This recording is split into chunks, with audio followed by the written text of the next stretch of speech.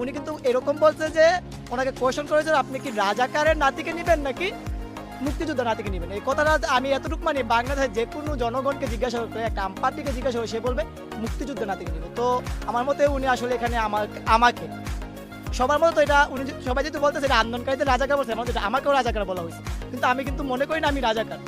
আমি মনে করি আমি বাঙালি, জন্মগতভাবে বাঙালি, এবং আমি এটা মনে প্রাণে ধারণ করি আমি বাঙালি।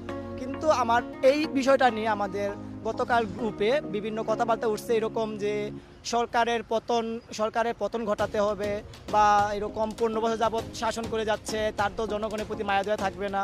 কয়েকটা এরকম মেসেজ যে কোনো জনগণের সাপোর্ট ছাড়া সরকার গঠন করলে তো সরকার এরকম হবে, সে কেন জনগণের কথাগুলো ভাববে। তো গতকাল যখন এই মেসেজগুলো হলো তখন সময় আপনার মেবি সন্ধ্যা 6টা কি 6:30 হবে। তো তারপর থেকে আমি একটু চিন্তিত হয়ে যাচ্ছিলাম যে এখন আমি কি করব।